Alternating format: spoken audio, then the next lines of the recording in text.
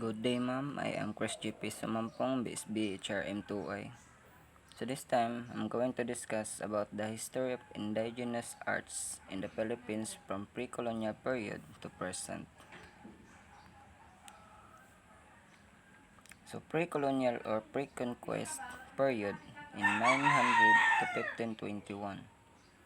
The pre-colonial period is when our indigenous ancestors inhabited the Philippines in the time before the coming of our first colonizers. Arts in this time were for ritual purposes or everyday use only. So it can be in writing and oral form. Cave drawings and writings are the earliest forms of writing literature. And rituals, chants, and storytelling are the earliest forms of oral literature. So sculpture, paintings, and pottery were the widely known forms of visual arts in the pre-colonial period, such as the tattoos from the Pintados in Panay, the bulol that is a wooden sculpture of the rice god of Ifugaos, and the Monongol burial jar that was found in Palawan. So Islamic colonial period in 1201 to 1300. In the 13th century, traders and missionaries introduced Islam religion in the Philippines, specifically Said Abu Bakr of Arabia. Islamic art mishead with ethnic culture and produce a Filipino Muslim art that reflects the ethnic background and Islamic identity. So Quran reading was introduced and the Arabic language and writing were taught. Early mosques were built made of light materials such as wood, bamboo, and kogon grass.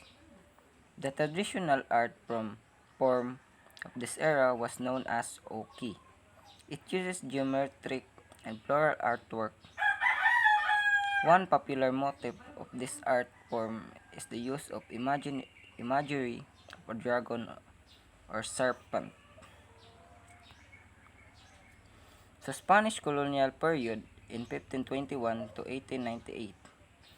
When the Spaniards arrived in the Philippines in 1521, the colonizers used art as a tool to propagate the Catholic faith through beautiful images. With communication as a problem, the priors used images to explain the concept behind Catholicism and to tell the stories of Christ's life and passion. So Zarzuela or Zarzuela was developed. It is a Spanish lyric dramatic genre that alternates spoken and song scenes, the latter incorporating operatic and popular songs as well as dance.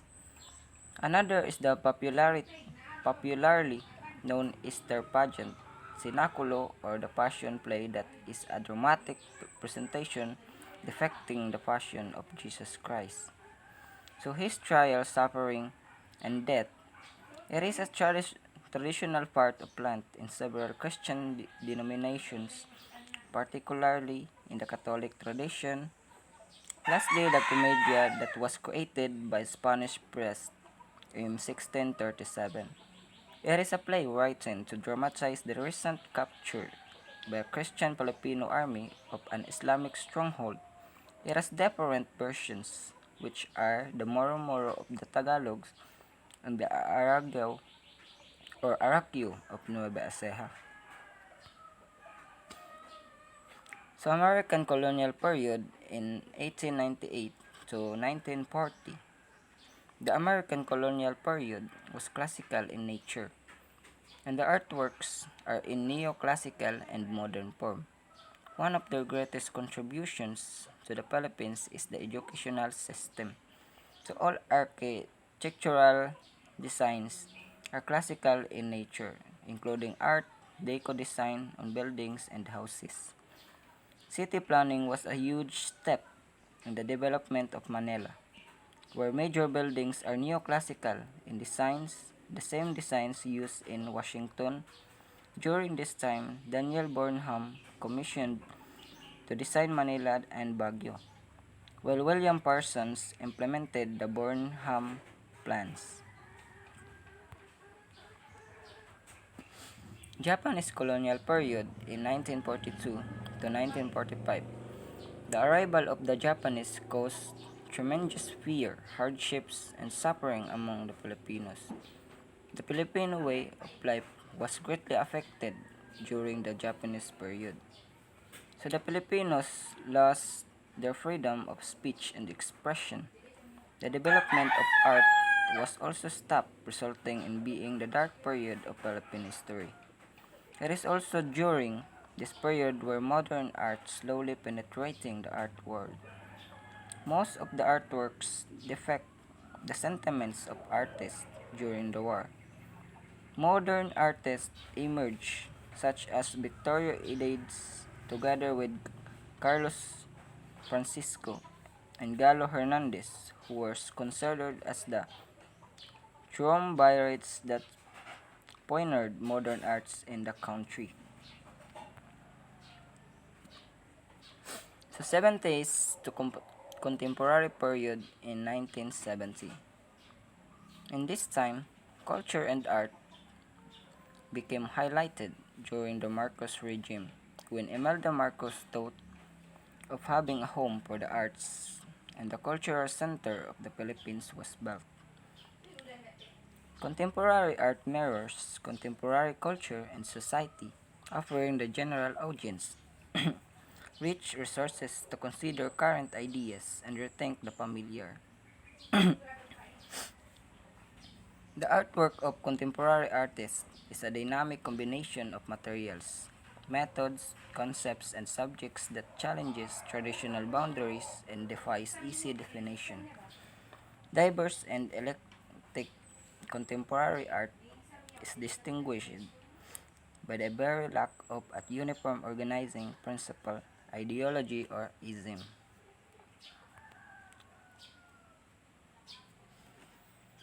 So, indigenous Filipino artists named one of the 40 contemporary portrait masters, March 19, 2020. So, this is the present contemporary indigenous. So, Baguio City, Philippines renewed indigenous artist Jeff Cablog hails from Barlig Mountain Province in Barlig. The town's natives are commonly of Ilocano and Igorot descent, an ethnic group whom Cablog identifies with. So Cablog, equipped with a Bachelor of Fine Arts degree from the University of the Philippines, Baguio, he began his visual arts career about 2 decades ago. His favorite subject, the of walk, or the oral tradition of his hometown, which has been vividly captured in his numerous multi-layered portraits and landscapes. So Cablog's art is a continuous homage to the traditions of his ancestors, labored with love, patience, and respect. So in Barlig, where his ancestors built their own rice terraces, Cablog recalls the meticulous, painstaking process what took assemble these natural wonders. So famous indigenous artists you need to know about. June 2023, 2022. So this is also the present indigenous arts.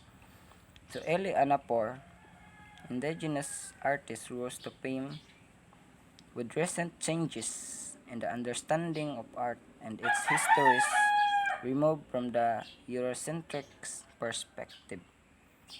So America, Canada, Australia, and regions colonized by Europeans had strong and vibrant cultural traditions even before they were discovered by the European gauge. So contemporary indigenous artists use these traditions and heritage to weave their own aesthetics, combining old and new themes, styles, and materials. Native, indigenous, and contemporary mix in their works, bringing the arts of the so-called New World to museum institutions worldwide. So the work of native and indigenous artists was not always considered art in the Western sense, but new generations of creatives shifted This perspective and expanded the meaning of arts beyond the narrow understanding adopted in a part of the world. And Emily came King Warrior, considered the most successful artist in this history of Australian art. Emily comes from the Aboriginal community of the Northern Territory. During her painterly career that lasted around 8 years, she produced over 3,000 paintings and became known as an artist locally and internationally only in her 80s. Her works are inspired by her cultural life and the role of an Amatyeri elder and custodian of the women's dreaming sites in Alcalhickery.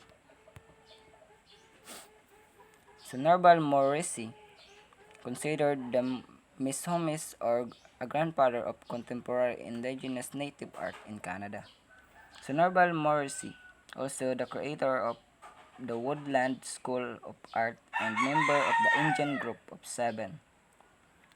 Morrissey grew up at a time when Indigenous people in Canada were confined to reserves and forced to attend residential school.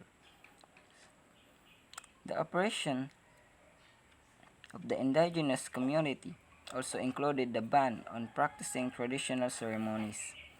Norval himself experienced the brutality of the Canadian regime in school, where he was banned from acknowledging his culture and speaking his traditional language. He also endured sexual and psychological abuse that scarred him for life. So that's all about my discussion. Thank you for watching.